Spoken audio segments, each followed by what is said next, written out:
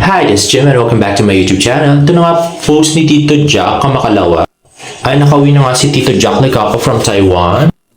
Next naman ay post ni David Licauco. Mula ka mag-wine sila ni Tito Jack. At next ay post ni King Resyo. Tunay nga ang chismis na napaka-pogi ni David Licauco. Let's watch this. Ito ng ating idol. Napaka-pogi. Ano yun? Vlog ba yan? So, pang reels ko po. Okay. Sir, Nice some meeting please go naman. Let's go, guys! Follow niyo siya. Thank you po. Thank you.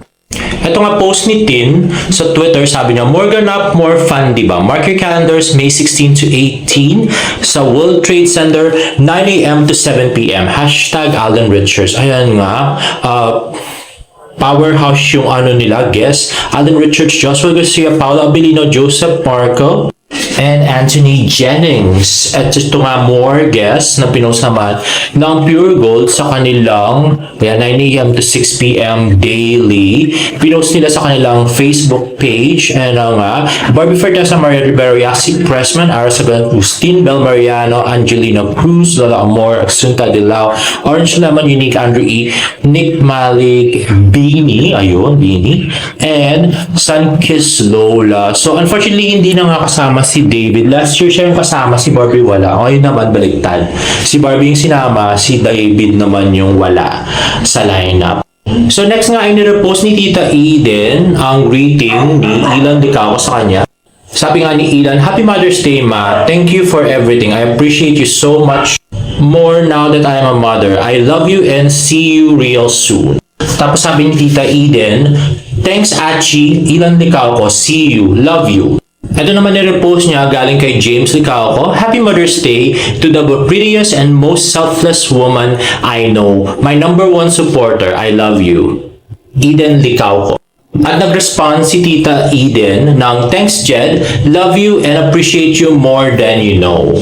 At ito post ni Tita Eden, Ilan Licauco, your mom. Happy Mother's Day, Achi. So next naman ay greet niya ang mama niya. Happy Mother's Day, Ma. Thank you for all that you are to me and my siblings. And lastly, ang post na Happy Mother's Day ni David Licauco sabi, Happy Mother's Day, I love you, Eden Licauco. At ito nga, ang gwapong si David sa Australia to. At ito sa Bicol. At ito sa Australia din to. At ito sa Bicol ulit. At ito na nga, may napansin ako kagabi. Grabe. So, nag-post nga si David kagabi niya. Siguro mga past 7 or 8 na noon, nung pinost ni David yan. At, yun nga, kasi minomonitor ko talaga yung mga post ni David, yung mga like, shares, ganon. Tapos, nakita ko nga, hindi ni-like ni Tita Eden, lumagpas na yung 30 minutes, lumagpas na yung 1 hour, binalikan ko, hindi niya ni-like. Tapos, tinignan ko, active naman siya sa Instagram, so bakit hindi niya nila-like? Nagtaka ako ngayon. Ngayon, binalikan ko siya after a few more hours, hanggang bago ako matulog, hindi talaga nila-like. Ang nangyari, ni-like siya nung umaga, hindi patanghali na noon kasi parang alas 10, tinda ko pa kung like ni Tita Eden. Tapos, nung mga tanghali, yata, actually, hindi ko masyadong nakita kasi nasa work ako. Nung mga alas 2 na, nung tinignan ko uli, yun, nilike na siya ni Tita Eden. At hindi nga siya, hindi nga nag-comment si Tita Eden, basta nilike niya lang yung post. So, mukhang merong may tampuhan, grabe. Oo, grabe, David. Ano naman ginawa mo kay Tita Eden? Charot. Grabe. So, mukhang may tampuhan na magnanay. At, palagay ko lang, mukhang kinumbinsi pa ni David na i-like ni Tita Eden yung kanyang Mother's Day post. Grabe, may gap. At, eto pa.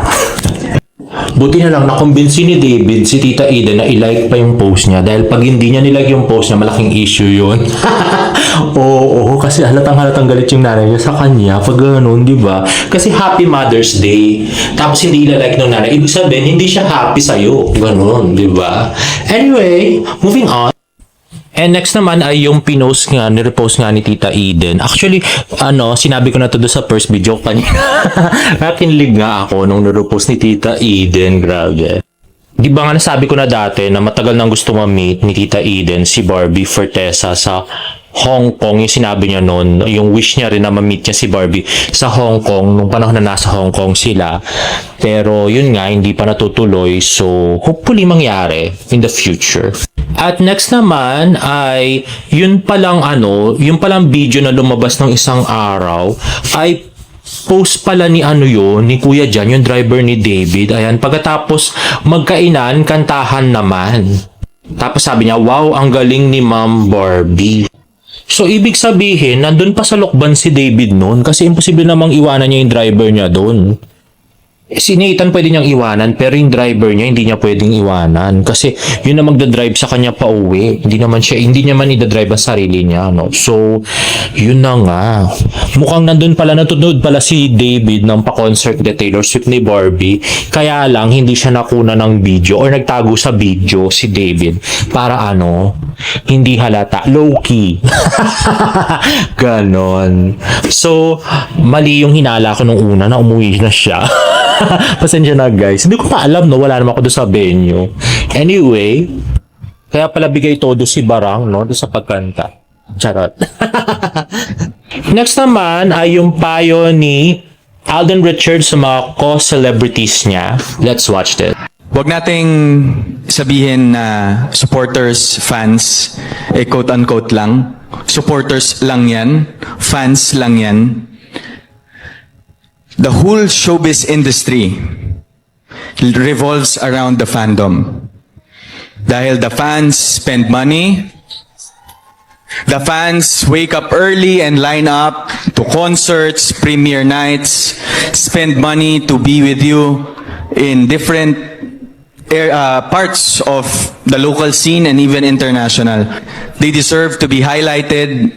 They deserve to be, recognized. Kasi kung wala po ang fans, wala po ang showbiz industry. Because they make the showbiz industry foster. So, dapat mahalin po natin yung fans more than how much we love our craft. Yun lang po. Very well said. Thank you so much, Al. Very well said, Alden. Grabe. Oo nga, dapat yung mga fans yung minamahal. At saka, kahit paano, makinig ka rin sa mga critics mo. Wag lang yung fans na kahit anong gawin mo at sabihin mo, ay pinupuri ka kahit di ka naman dapat purihin. Mga ganon. Dapat nakikinig ka rin sa mga critics mo. Para nag-i-improve ka, di ba?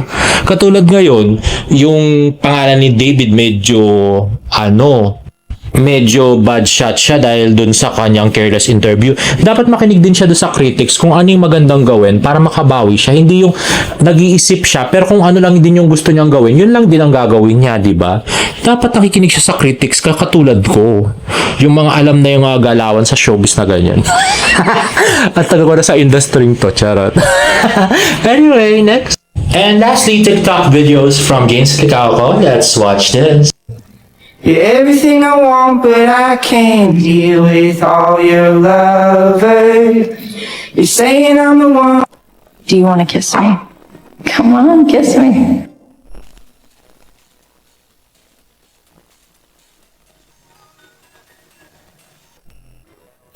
Grabe yung do you wanna kiss me na yun.